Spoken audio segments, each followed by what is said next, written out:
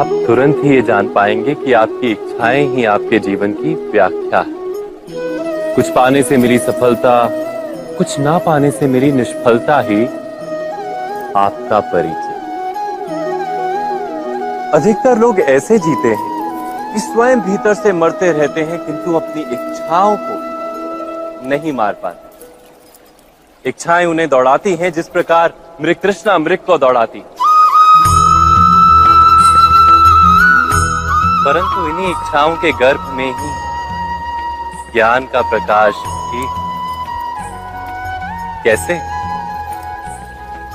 जब इच्छाएं अपूर्ण रहती और टूटती, तब वहीं से ज्ञान की किरण प्रवेश करती है मनुष्य के हृदय।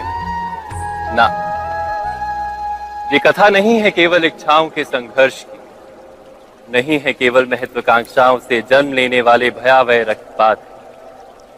ये कथा है इच्छाओं के गर्भ से उदित होते हुए ज्ञान की।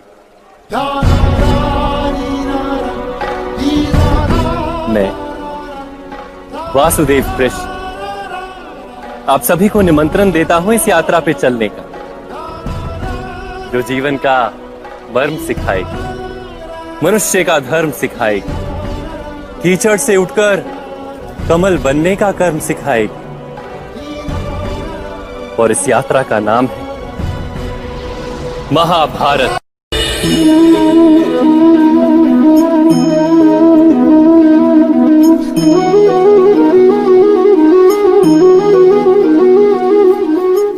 संतानों के भविष्य को सुख से भरने का प्रयत्न करना, यही हर माता पिता का प्रथम कर्तव्य होता है, जिन्हें आप इस संसार में लाए और जिनके कर्मों से ये जगत आपका भी परिचय पाएगा भविष्य में।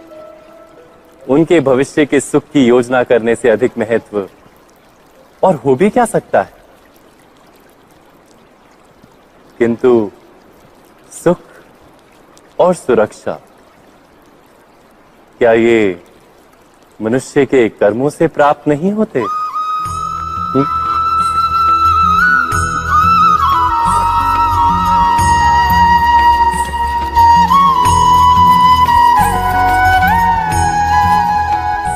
माता पिता के दिए हुए अच्छे या बुरे संस्कार, उनकी दी हुई योग्य अथवा अयोग्य शिक्षा, क्या आज के सारे कर्मों का मूल नहीं?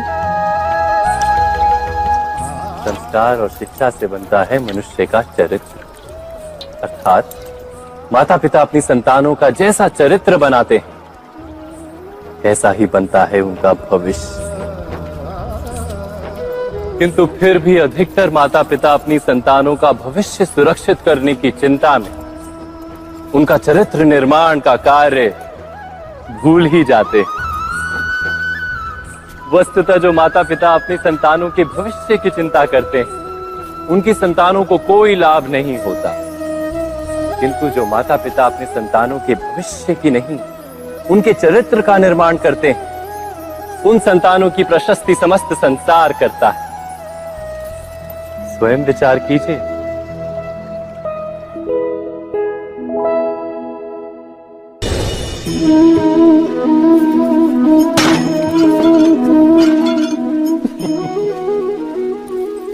कभी कभी कोई घटना मनुष्य के जीवन की सारी योजनाओं को तोड़ देती और मनुष्य उस आघात को अपने जीवन का केंद्र मान लेता। पर क्या भविष्य मनुष्य की योजनाओं के आधार पर निर्मित होते हैं? नहीं। जिस प्रकार किसी ऊंचे पर्वत पर सर्वप्रथम चढ़ने वाला उस पर्वत की तलाई में बैठकर जो योजना बनाता है, क्या वही योजना उसे उस पर्वत की चोटी तक पहुंचाती है? नहीं। वास्तव में वो जैसे जैसे ऊपर चढ़ता है, वैसे वैसे उसे नई नई चुनौतियां, नई नई विडंबनाएं, नए नए अवरोध मिलते हैं।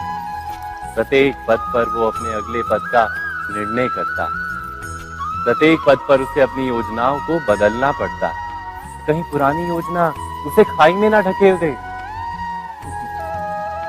वो पर्वत को अपने योग्य नहीं बना पाता, केवल स्वयं को पर्वत के योग्य बना सकता है। क्या जीवन के साथ भी ऐसा ही नहीं।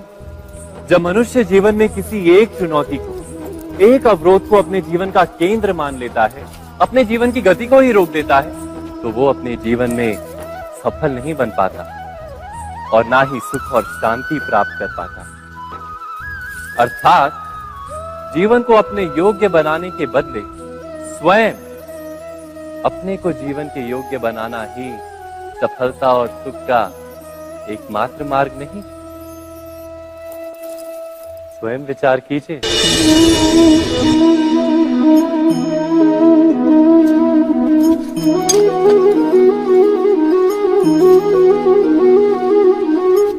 भविष्य का दूसरा नाम है संघर्ष। हृदय में आज इच्छा होती है और यदि पूर्ण नहीं हो पाती तो हृदय भविष्य की योजना बनाता है। भविष्य में इच्छा पूर्ण होगी ऐसी कल्पना करता रहता है, किंतु जीवन ना तो भविष्य में है ना अतीत में। जीवन तो इस क्षण का नाम, अर्थात इस क्षण का अनुभव ही जीवन का अनुभव। पर हम ये जानते हुए भी इतना सा सत्य समझ नहीं पाते। या तो हम बीते हुए समय के स्मरणों को घेर कर बैठे रहते हैं, या फिर आने वाले समय के लिए हम योजनाएं बनाते रहते हैं और जीवन जीवन बीत जाता है।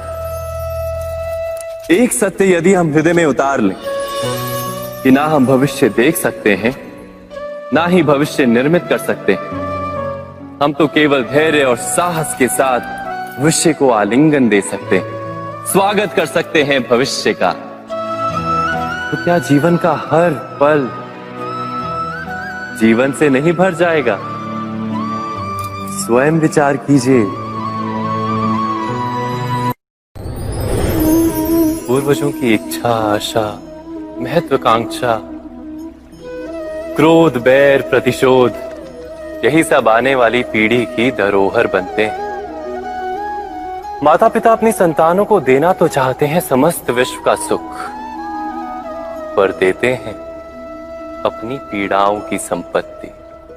देना चाहते हैं अमृत, पर साथ ही साथ विष का घड़ा भी भर देते हैं। आप विचार कीजिए, आपने अपनी संतानों को क्या दिया आज तक? अवश्य प्रेम, ज्ञान, संपत्ति आदि दिए, पर क्या साथ ही साथ उनके मन को मैल से भर देने वाले पूर्व ग्रह नहीं दिए? अच्छे बुरे की पूर्व निर्धारित व्याख्याएं नहीं दी? व्यक्ति का व्यक्ति के साथ, समाजों का समाजों के साथ, राष्ट्र का राष्ट्र के साथ संघर्ष क्या इन्हीं पूर्व ग्रहों से निर्मित नहीं होते? हत्या, मृत्यु, रक्तपात क्या इन्हीं पूर्व ग्रहों से नहीं जन्मते?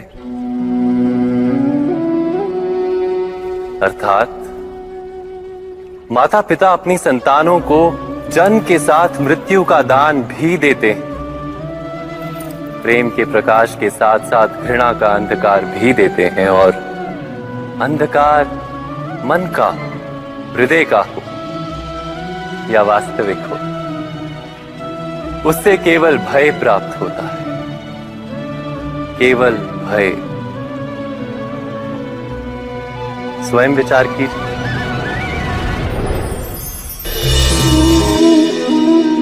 मनुष्य के हृदय में भय का साम्राज्य रहता है सदा। कभी संपत्ति के नाश का भय, कभी अपमान का भय, कभी अपनों से छूट जाने का भय। इसीलिए भय का होना सबको स्वाभाविक ही लगता है। क्या कभी विचार किया है, जो स्थिति अथवा वस्तु भय को जन्म देती है, क्या वहीं से वास्तव में दुख आता है? नहीं, ऐसा तो कोई नियम नहीं। और सबका अनुभव तो ये बताता है कि भय धारण करने से भविष्य के दुख का निवारण नहीं होता। भय केवल आने वाले दुख की कल्पना मात्र ही है। वास्तविकता से इसका कोई संबंध नहीं है। तो क्या ये जानते हुए भी कि भय कुछ और नहीं केवल कल्पना मात्र ही है, इससे मुक्त होकर निर्भय बन पाना क्या बहुत कठिन है? अवश्य विचार कीजिएगा।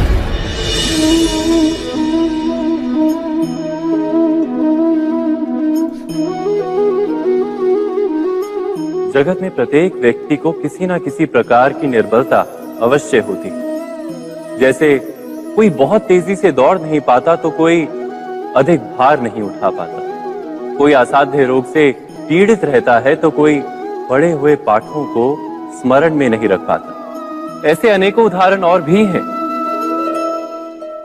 क्या आप किसी ऐसे व्यक्ति को जानते हैं जिसे सब कुछ प्राप्त हो और हम जीवन की उस एक निर्बलता को जीवन का केंद्र मानकर जीते हैं? इस कारणवश हृदय में दुख और असंतोष रहता है सदा। निर्बलता मनुष्य को जन्म से अथवा संजोग से प्राप्त होती है, किंतु उस निर्बलता को मनुष्य का मन अपनी मर्यादा बना लेता है। किंतु कुछ व्यक्ति ऐसे भी होते हैं जो अपने पुरुषार्थ और श्रम से उस निर्बलता को पराजित कर देते हैं। क्या भेद है उनमें और अन्य लोगों में? क्या आपने कभी विचार किया है? सरल सा उत्तर है इसका। जो व्यक्ति निर्बलता से पराजित नहीं होता, जो पुरुषार्थ करने का साहस रखता है हृदय में, वो निर्बलता को पार कर जाता है। अर्थात निर्बलता अवश्य ईश्वर देता है, किंतु मर्यादा मनुष्य का मन ही निर्मित करता है। स्वयं विचार कीजिए।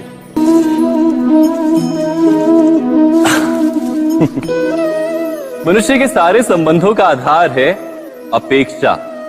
पति कैसा हो जो मेरा जीवन सुख और सुविधा से भर दे?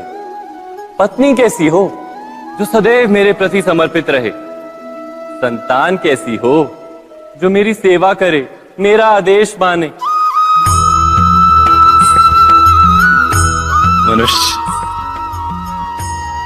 मनुष्य उसी को प्रेम भी कर पाता है जो उसकी अपेक्षा पूर्ण करता है। और अपेक्षा की तो नियति है भंग होना। कैसे?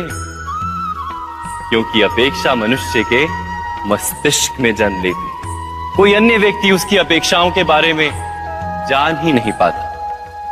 पूर्ण करने की प्रामाणिक इच्छा हो तब भी कोई मनुष्य किसी की अपेक्षाओं को पूर्ण नहीं कर पाता, और वहां से जन्म लेता है संघर्ष। सारे संबंध संघर्ष में परिवर्तित हो जाते। पर मनुष्य अपेक्षा को संबंध का आधार ना बनाए और स्वीकार करे केवल संबंध का आधार, तो क्या ये जीवन स्वयमेव सुख और शांति से नहीं भर जाएगा? स्वयं विचार कीजिएगा।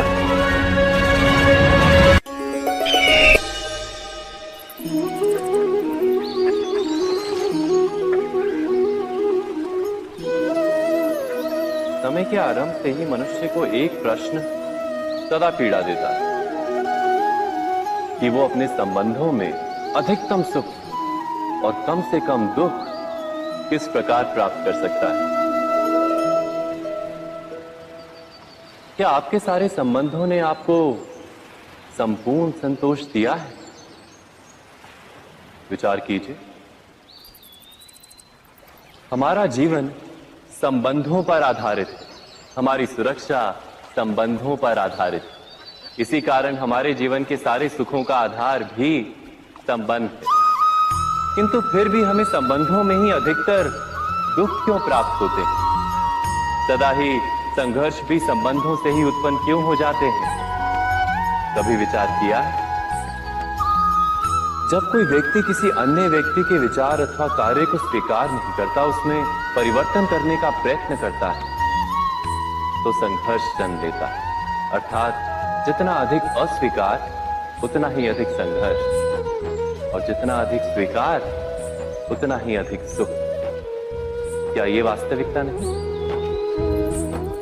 यदि मनुष्य स्वयं अपनी अपेक्षाओं पर अंकुश रखे, अपने विचारों को परखे, किसी अन्य व्यक्ति में परिवर्तन करने का प्रयत्न ना कर स्वयं अपने भीतर परिवर्तन करने का प्रयास करे, तो क्या संबंधों में संतोष प्राप्त करना इतना कठिन? अर्थात क्या स्वीकार ही संबंध का वास्तविक अर्थ नहीं? स्वयं विचार कीजिए।